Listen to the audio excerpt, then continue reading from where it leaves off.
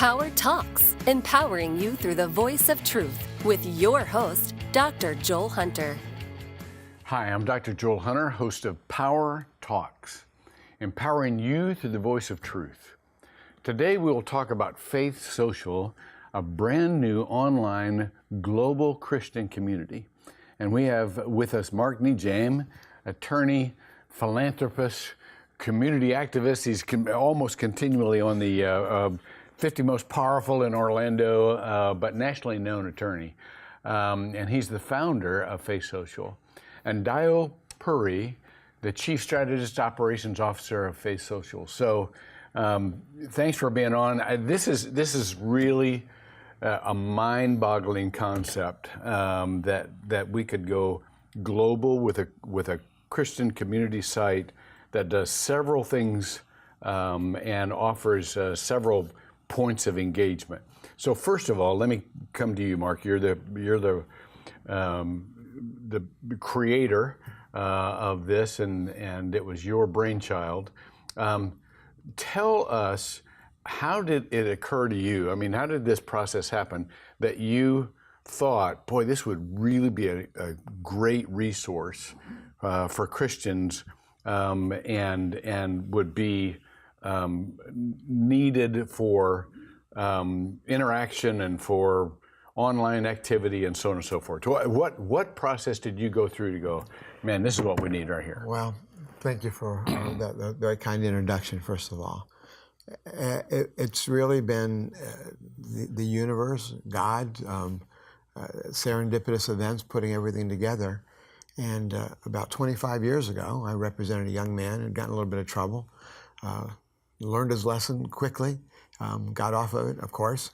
And today he's a pastor, he's a great husband, great father, business person. We became friends years ago. And so he came to me with a kernel of an idea that somebody he knew was kind of first developing a little bit. And somewhat contemporaneous with that, I started representing a couple of large ministers. And all these serendipitous events came together, and with the political climate being what it was, and all this negativity out there in social media, and many in the Christian community feeling they were being locked out and blocked out of social media, it just started evolving. And I then started doing some research. And over a couple of years, and I then went ahead and sent it to a company, and it came back to me, and I said, this is what I'm doing. The world is in need of it. There's a big void in the social media space for this, and there's nothing that really unites the world's Christian community. And so now we've created, it's been 5 years in development, and we're launching, and it's been, the reaction has been really unbelievable. And it's got chat, it's got videos, it's got discussion forums, it's got prayer circles, it's got Bible study, it's got shopping. It's just a full, robust network, and these amazing team that we put together over the years. Actually, our attorneys helped bring Google public and represents Google, and so here we are, and it's just really taking off in an amazing way. Well, you mentioned the team, and Dio, I want to come to you because chief strategist for a project this size. Tell us about kind of the assembly of participants and resources and different aspects of this thing that you've lined up or you've got to engage. How do you even go about something like this? Sure, no, that's a great question. Again, I'll go back to what Mark said, which is really, the team is incredible. And so we have visionaries, we have the technologists, we have strategists, we have marketers, all thinking about the Christian community. We essentially obsess over delivering the most incredible experience you can from a faith perspective. And so some of the things that we're doing, for example, is that we have a dedicated team of intercessors. We have 75 plus intercessors who all they do is to make sure they're engaging on a continual basis for those who are in need of prayer, who come to the platform for these things. We have another team that's dedicated to influencers. So we're connecting with Christian leaders from around the nation, around the world, and making sure that we can provide them the best services we can, as they also are providing content and providing inspiration for the audiences that we're serving. We have strategic alliances, Christian groups that have millions of Christians who we're working with, who are also partnering with us to help build out the platform and send their Christians. And it is just an incredible undertaking, but the kind of support that we're seeing, Joel, the kind of comments and feedback that we're getting, we continually hear from mega ministries to the smaller ministries. We continually hear, where has this been? Yeah. We've been looking for this. This is what we're needing. Let me ask you about that, because that's a great segue to, because I'm sitting here thinking, okay, you've got really well-known pastors and large ministries involved in this. They have already said, I want to be a part of this. But the average church in America is under 80 people. That's right. And so what would you say to a pastor who says, I have trouble enough getting people in my church now. They're going to go to this site and they're going to listen to T.D. Jakes, and then they're going to come hear me. Right. You know, I mean, what advantage does a smaller church pastor have in getting involved with something like this? It's another phenomenal question. I'll say it this way. Church, we're normally at church for 2, maybe 4 hours per week. There's 168 hours in a week. So then what's happening the other 160 plus hours if they're not in your church? And so what we do is we really empower, encourage, and help strategize with these pastors on how they can extend their faith experience digitally, how they can connect with their members through a platform like this. We even have features and functionalities such as a notification system where someone might be following them, one of their members, and they were to post a prayer, that they receive notification about that member. So it's really now saying, look, we are now taking the experience of discipleship digitally. How can you empower your audience, your congregation, your parishioners to follow your content, to become more inspired and empowered? That is where people live today. The Bible says, go to where the people are. The people are online, and they're not watching television. They're really more so looking at social media. They're spending more time there. And so that's where, again, Mark's vision a few years back, and now it's coming to fruition, saying, look, we need to make sure that we become the bridge between people and Christ digitally. Yeah. Mark, you want to chime in there? Well, only between 4 and 6% of Gen X's and Gen Z's are going to traditional churches. Yet 73 to 80% still identify as Christian, spiritual, and otherwise. And we have to recognize what's happening in America and throughout the world, and that is that everything is moving online. And so this allows the ministers to expand their reach. It allows them to speak to others who otherwise would not find their way to their brick and mortar church. And it allows them to have a connection on an ongoing basis, and an evergreen basis. You mentioned the word evergreen to me earlier today, where it's constant there. And it allows people not just to be locked into one minister. They can have their drink of faith through a multitude of ministers and a multitude of influencers, rather than just going to one person. It will allow them to expand and then continue to find a home that they might want to live at, but still visit other places. I used to tell my congregation when I was in pastoral ministry, if I'm the only minister you ever hear, man, you got to get out more. You've got to go listen to others, because you hear God differently in different voices. And let me ask you this. Let me kind of switch directions here, though. In putting this thing together, I know the finances of something like this, and I know, Mark, you have poured your own finances into this significantly. But how do you get investors? This is a great dream and a great vision, and has all kinds of potential. But how do you speak to people who say, I'd love that for the Christian community on a global scale? I wonder, if maybe I ought to invest in this because it's just a good instrument. How do you talk to people? You just are honest. Quickest way to a place is a straight line. And we've presented it to many, and many investors have come on board already. It already has a significant valuation. It's taken millions to already get us to the point we're at. And so we've had a first offering to basically family and friends, but it's friends of friends, and kind of expands out in a concentric circle type of way. And people have just started flocking to want to be involved with it. And so we're very excited. We're very enthused, and we're very humbled by the fact that so many want to come on board. And we take them to the site, and in fact, it's open to the public. It's faithsocial.com. And although we had started initially in a very quiet, subtle testing to make sure we've got the bugs worked out, people can go to it, and they started going. Thousands have already come before we even announced it.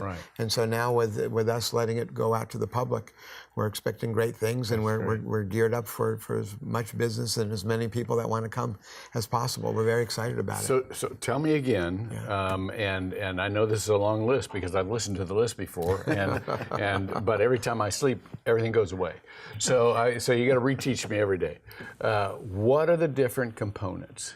If somebody goes on to faithsocial.com, and I know there's a menu there, there's listings, but what are some of the different components that people might want to visit and participate in? If I could just comment, we don't allow any cursing.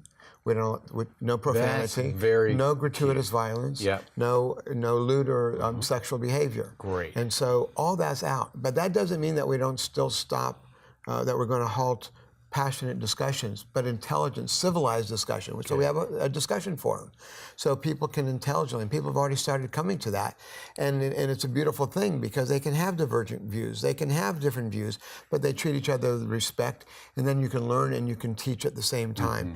But you still want to have that passionate discussion and understanding and learning. So we have a discussion forum. We have a shopping forum, which you can buy Christian content materials, everything from sportswear to items of memorabilia and such. And it's really amazing the partnership that we have with one of our investors, actually, who has the branding rights for some of the top names in the world. We have the prayer circle, and people are going there, and they can, whether it's depression or marital troubles or health or career, they can go on there and ask the public for the prayer, because you must know that almost 100% of the people come to the site believe in the power of prayer, and so they put their prayer up there, and people come and join, and they join in prayer for their request, and then there's a testimony section thereafter. I'll let you finish some of the other areas that. Sure. I mean, there's so many components to this, as you mentioned, Dr. Hunter. So there's even live Bible studies. So we have partnerships with these pastors and what we call trusted content providers. There's a vetting process, and so what we do is allow these leaders to have live Bible studies. They can have partnership programs that they can also conduct live. The shopping experience that Mark mentioned, there's over 10,000 SKUs that we have in the store, all faith-related goods. That you can literally spend, God knows how much time just looking around to see all this materials and content and merchandise that you can purchase. There's thousands and thousands pieces of content that we upload to the platform. Podcasts. We have podcasts and radio stations from around the world that you can select. Can I ask you a question? Now that you say that, how do you vet the material? I mean, I love the fact that there's no cursing, there's no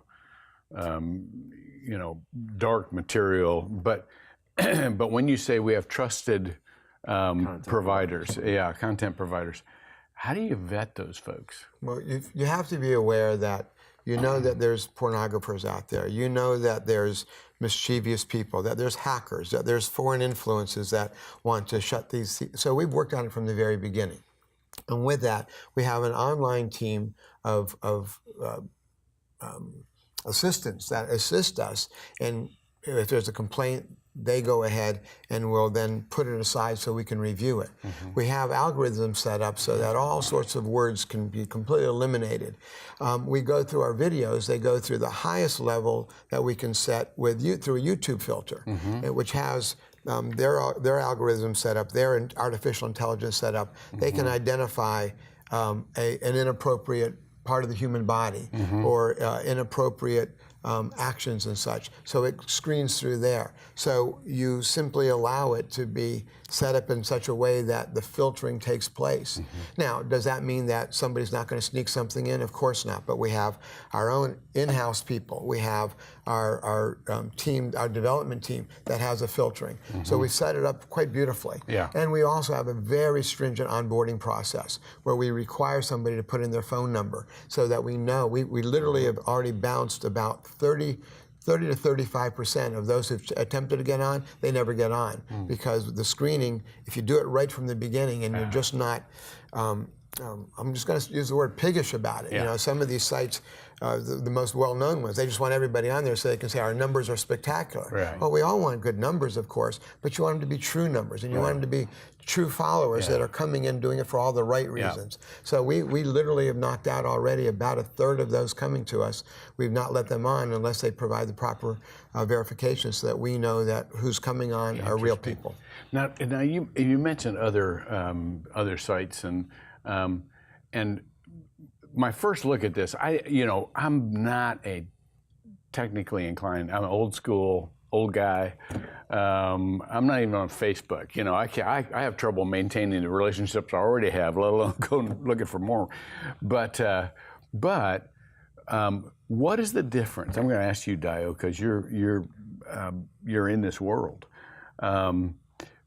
What is the difference between like FaithSocial.com and like a Christian version of Facebook? Tell us why somebody who's on some of those social media sites would think, boy, I want to go to Faith Social. Sure, that's a great question as well. We don't consider ourselves a competitor to Facebook or any other of these platforms. Good. We're delivering such a unique service and value proposition. A Christian coming to our platform, first of all, we're agnostic to who comes. So long as you have Christ at your center, we understand the number of different doctrines. We understand that there's going to be the progressive and there's also the traditional. We welcome all. So long as you understand that the platform is Christ-centered, that is the number one thing for us. Then the beauty is we're all about the experience, something that no other platform can offer. Our algorithms are specific to your likings when it comes to Christian-based material. And the more time you spend on the platform, the more you're engaging and liking on the platform, the more the platform is now reacting to your actions and your behavior so that it can feed you exactly what you're looking for. Gotcha. So perhaps I'm in a season where I'm wanting some inspiration around marriage and my marital relationships. And I start spending more time in marriage type prayers and marriage type content. You just got a whole new segment. Yeah. People, oh, they got marriage stuff on there. Good. Exactly. So we have everything compartmentalized and tagged so that again the content is now feeding you according to your need. Yeah. And you can't find that anywhere. This is all a personalized experience. And we have chat, so let's not forget that, where people can create their communities. And somewhat similar to most other social media platforms, you can go on there, invite people in, invite friends or follow, and then create your own community. And it doesn't mean that you're only going to be talking about Christ and you're only going to be talking about your religious experience and your Christian experience. That's going to be part of it for many, but it's also being comfortable in a community that you're comfortable to share in, that you're not going to be ostracized and you're not going to be judged. There may be legitimate differences of opinion, but they can be shared in a civilized, loving way, rather than being afraid to come out and say something for the attacks that you might receive, or the fact that you are not necessarily in a safe place. And I think that's what so many people are looking for. They're looking for safety within their community. So some people will add us on in addition to Facebook or Instagram or any other social media site. Some have already abandoned and left Facebook, and they're looking for a new home, a new place to go. And so we're simply there. And we invite everybody to come and join and share. And we are seeing that that's what people are wanting. Well, I love the idea of, first of all, affinity groups, because loneliness is a huge problem in this society.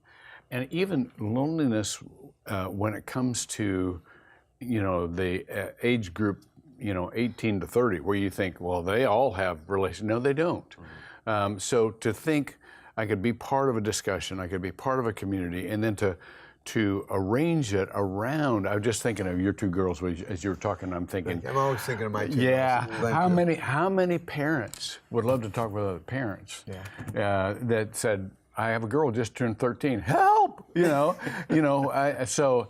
So just that kind of discussion, and what did you do about this? And you can make judgments as to whether or not they're right or wrong, but at least you're in a discussion that's really relevant to what you're doing. Well, you raised such a beautiful point for the personal family experience. Our daughters are 11 and 13, and you can't turn on mainstream TV without certain, profanity coming out, or listen to the radio, mainstream radio. And so those become quandaries for a parent who realizes that you can't so isolate your children from what goes on in the world, but then how do you deal with that? So these are discussions that parents have each with the other. But if you know that you're dealing with a community that's who's like-minded, and they're dealing with like-minded or similar issues, it becomes a place of comfort, rather than throwing that out to hundreds or thousands of people on an otherwise site that where you might get attacked, or you might people might not be sensitive to what you're discussing or thinking or sharing. Dio, what are the dynamics of, say you want to go on and you want to say, I'm a military veteran who would love to have a Bible study with some other ex-soldiers, because we've got this, kind of thing in common, we got this identity and so on and so forth.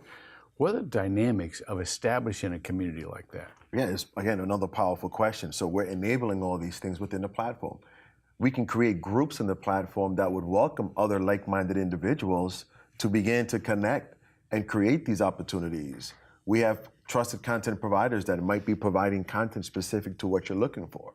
And so really, in all the different areas of the platform, there's search mechanisms that you can search in specific military, and you can see what would come up that has been tagged along those lines that might connect and remain and be relevant to what you're searching. Yeah. But you can create your own prayer group as well, or your own Bible study.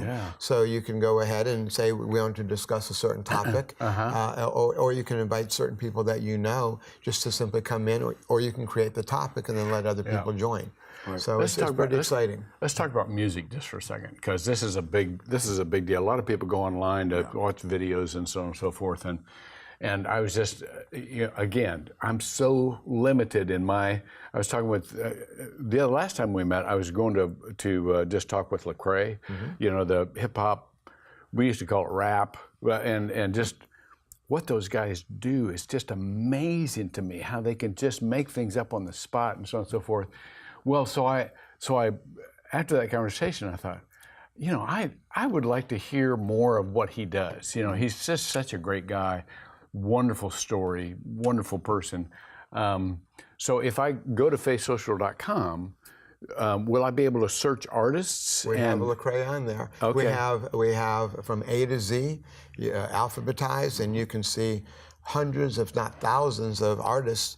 Thousands of artist songs, hundreds of artists, all family, clean content. But and it's not always. Can I learn to rap? You've already learned. When you said you're amazed at them, when you go in front of a crowd and you just start, you're rapping. You just don't have the beat behind you. But you were one of the grandfathers of rap. You just didn't know it. But that's available. People can. And again, it's there. It's free. With people my age, I want to hear what my grandson's listening to, and so I'm gonna just not. I probably won't.